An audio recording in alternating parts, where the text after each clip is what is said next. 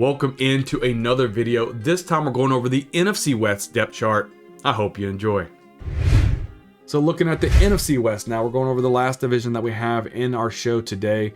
Looking at the San Francisco 49ers, we're looking at the wide receivers here, Brandon Ayuk, Deebo Samuel, and Juwan Jennings.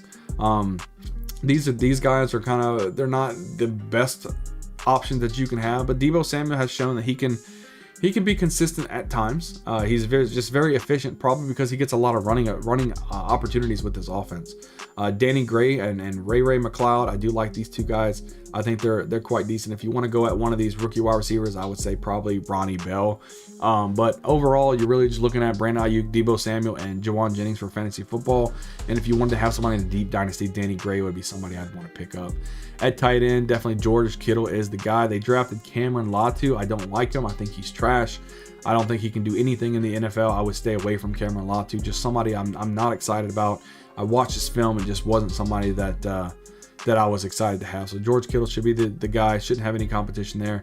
And that quarterback, we all want to see quarterback, right? Brock Purdy versus Trey Lance. But I would say not so fast. As of right now, Brock Purdy is not completely healthy. Trey Lance is he may not be healthy. The starting quarterback could be Sam Darnold.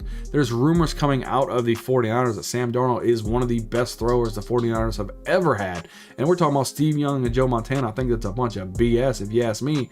But they're hyping up Sam Darnold is my point. And Sam Darnold, he's very talented. Yeah, I think a lot of people forget about Sam Darnold, how talented he really is. But he can throw the football. And now you got Christian McCaffrey in the backfield with all these weapons. This is the best team Sam Darnold's ever been on, and he has an opportunity to show what he can do. So if Brock Purdy's not there by week 1 and Trey Lance isn't ready as well, Sam Darnold come in. Sam Darnold could show out. He's still relatively young, and if Sam Darnold shows out, boom, it's his team. I don't think that they're going to let Brock Purdy and Trey Lance take over Sam Darnold if he's sitting there, 5-0, 6-0, 7-0. They're not going to take Sam Darnold out. At running back position, Christian McCaffrey, we already know, one of the best running backs in the NFL. Elijah Mitchell as well. Jordan Mitchell, Tyrion Davis-Price, some of these guys you just don't want to worry about. Elijah Mitchell's a pretty good handcuff because if something does happen to Christian McCaffrey, Elijah Mitchell has shown that he can be a good running back for this team. So move on to the next team of the NFC West. Talk about the Seattle Seahawks, which is my man Cause in the chat, his favorite team. Let's talk about him for a little bit. Look at the wide receiver position, DK Metcalf and Tyler Lockett.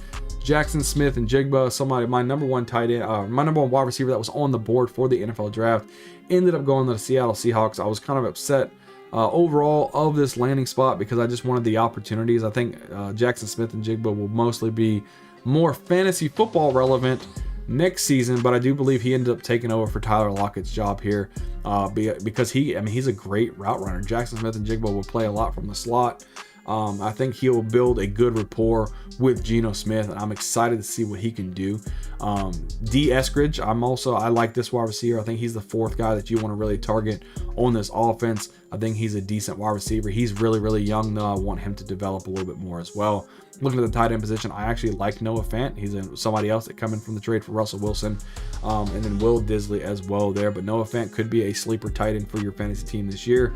Geno Smith, somebody I just have big questions on. Can Geno Smith continue? Was it a one-year wonder? I mean, Geno Smith threw for more yards last year than he threw for any season in the NFL besides his rookie season. I mean, we have to remember that. Geno Smith, don't get overexcited about Geno Smith because we don't know if he can do it back-to-back. But I believe he's in a good opportunity. He's matured. He's had a lot of years to develop, and I think he's shown that he has the poise to be a starting quarterback in this NFL. Now, going over one of the biggest frustrating fantasy football landing spots is Zach Charbonnet at the running back position because everybody was excited about Kenneth Walker. Kenneth Walker was drafted last year. He was a rookie last year, and he showed very, very big promise.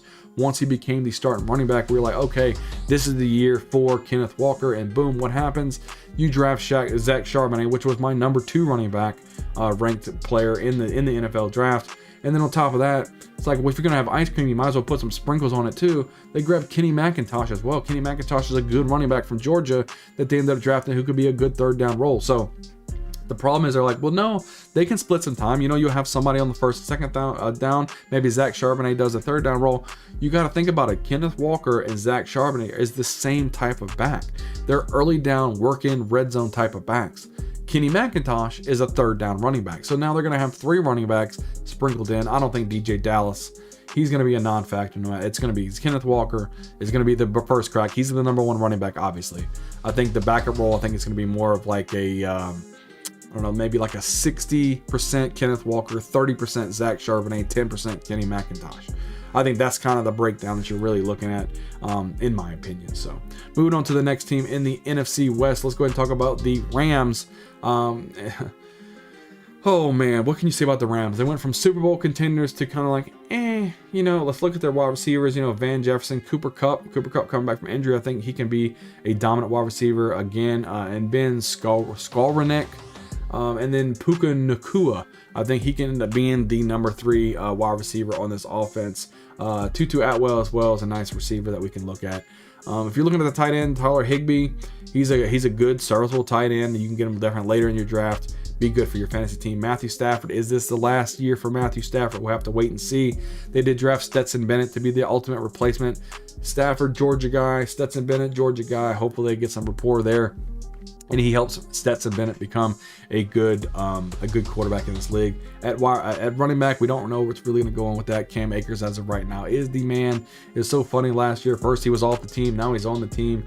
They have Kyron Williams right now as the backup, but what I want you to look at is Zach Evans. Zach Evans was a 5-star recruit coming out of high school, and he just didn't have things go his way. So Zach Evans ended up taking over for the Rams, and I believe he can actually take over for the starting position for the Rams this season. But let's move over to the last team we're going to talk about today in this episode. We're going to talk about the Arizona Cardinals here. Looking at the wide receiver position here, DeAndre Hopkins.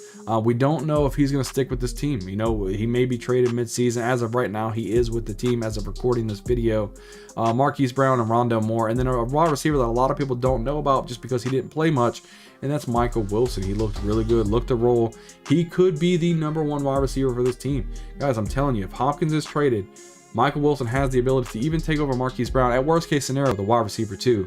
But he does have the talent to take over the Marquise Brown for wide receiver 1. So if you're in a dynasty league, do yourself a favor and grab Michael Wilson, because this could be a whole new wide receiving core starting next year. So looking at the quarterback position, I'm hoping Kyler Murray can get healthy. We don't know if he's going to come in this year and play. It could be the Colt McCoy show. They might put Kyler Murray on the shelf to try to get a better draft position. Who knows what's going to happen with that. But at tight end, Zach Ertz, I think he's going to come back from injury. Trey McBride is the top tight end that they grabbed last season. So we'll see how that goes. At running back position, James Conner, if he can stay healthy, he can kind of be fantasy relevant.